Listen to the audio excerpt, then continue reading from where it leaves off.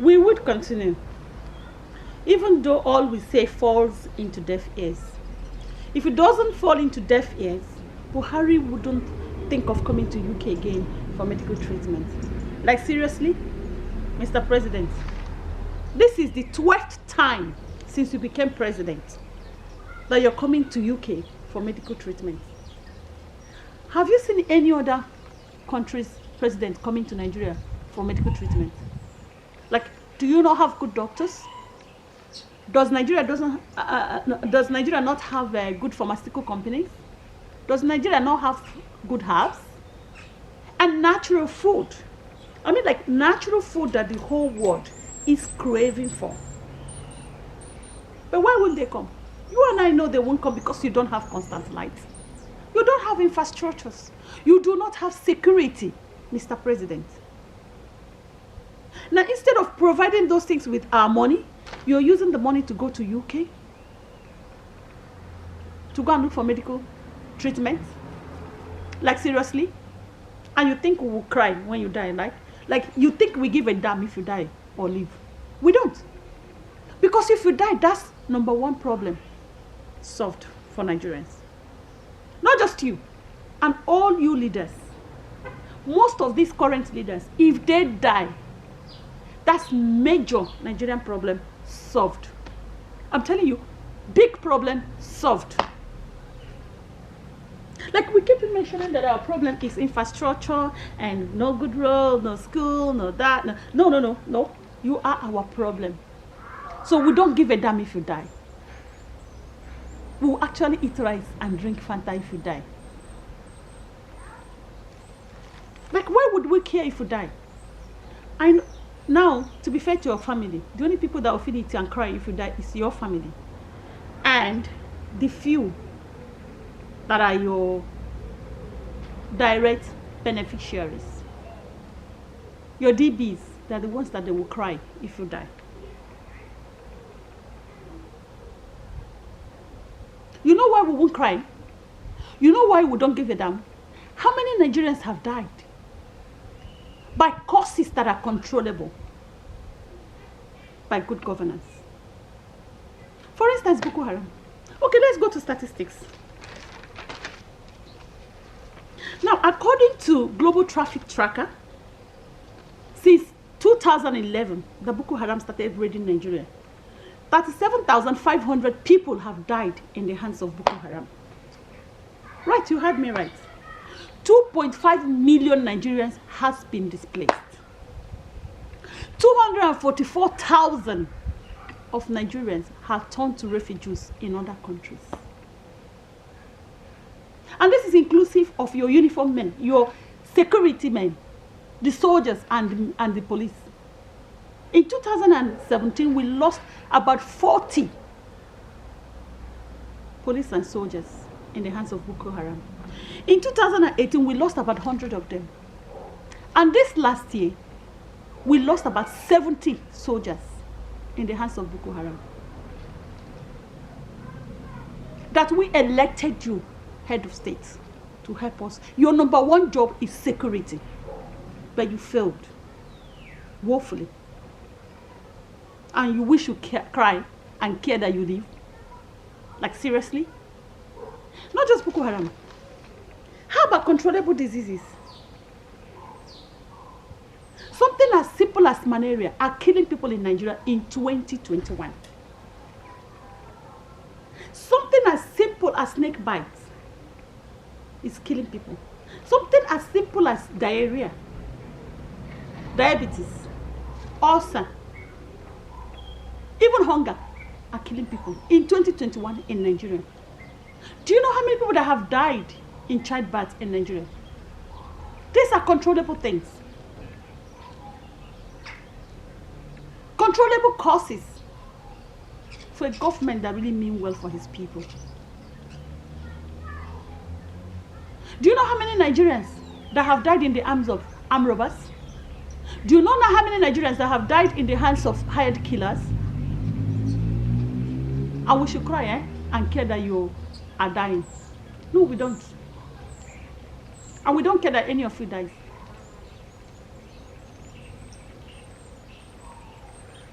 This reminds me and brings me to the case of the Deputy Speaker, Idris Wale. Shame to all of you, senators, that gave him vote of confidence. A man that said that people in diaspora does not matter. Okay, Mr. Idris. Like I said, it's not just one person I'm talking to, even aviation minister. Let me bring it to your attention, Mr. Idris, that these Nigerians that you said they don't matter contributed money that you took by trick in the name of COVID test in Nigeria. And I'll tell you how. Like for every Nigeria that landed in Lagos, you collected 50,000 naira for COVID test. Thank God you guys have brought it down to 36,000 naira. And when they're going back, they pay another 50,000 naira. That's 100,000. Now, I want to take statistics from Nigeria Aviation website. I don't have last year's statistics, so let's just take 1 year, 2011. According to their statistics, 5.3 million passengers landed in Lagos. So let's say 2020 was a bad travel year. Okay? It was a bad year for air travel. So let's slash this into 2. So if you slash 5.3 million people, we have 2.6 million people. So 2.6 million people times it by 50,000 that each person that landed in Lagos paid. I'm just talking about Lagos. I'm not even talking of Abuja. I'm not even talking about Port Harcourt. You have those major international airports too that, international passengers land. So for that 2.6 million people, you collected 50,000 naira by trick, and that gives us 134,180 million. That's 1.3 billion naira. And if you times it by 2, that is 2.6 billion naira for COVID test alone. It is not money they invest into the country when they come into the country. I did it on my last video. Most other people go to different countries for holidays, but Nigerians come to Nigeria for their holidays, so they spend all their money in Nigeria. So if this money alone you collected at the airport, then imagine how many billions these people has been contributing to the economy. Calculate how much they give to their families as family support from January to December. And you think they should not have a say in that country? And yet Lagos is one of the airports, if not the only airport, that you will land. And the immigration are rude to you. The aviation police are rude to you. The frontline desk officers are rude. On top of it, you have very bad services. On top of it, what we get in return, and when you land, they will steal your things from your bag. And when you complain, you don't get any answer back. They break into your bag. All those stupid boys that work at the airport, they steal from your bag. They steal cameras. They steal phones. They steal jewelry. They steal money. And nobody does anything to stop that. Nigeria is a place you come on, you get very bad services upon all the money that you people are collecting. And the new trick that you people have used now is to mandate the airlines to make sure that people register on your online portal. And anyone that doesn't, any airline that doesn't do that, you charge them 3,000. I don't know the figure now. I kind of forget. You charge them millions. Like you take money from us by trick on top of the money we spend in Nigeria. Okay, let me ask you. Buhari coming to UK, did he do his COVID test with his money? Or with our money? Excuse me? Did he do COVID test? And if he did COVID test, did he cough out 50,000 naira from his salary to do the test?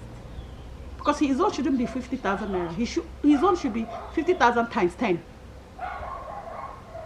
Because you tell us he comes to UK for medical treatment and you don't tell us how much those treatments cost us. Because it's our money that he's using for those treatments. You guys better stop. You see, my problem is not just the Nigerian leaders. My problem is you and I, all Nigerians. Millions of Nigerians. that advocate for these people, they are coming out for the next election in 2023. And people have started advocating for criminals that should rot in prison.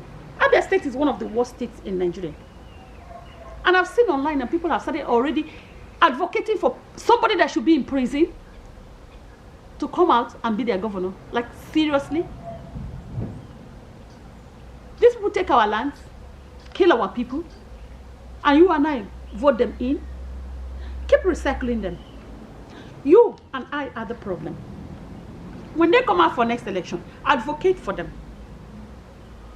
Campaign for them. Promote them. Instead of saying no to nonsense. That's why they continue what they're doing. If you don't stop, stand up and say no to any bad candidate that these parties will present to us in the next election, my dear, they will not stop. So we have to stand on our feet and say no. You don't campaign for a bad person. You don't promote a bad person. You don't vote in a criminal. Thank you.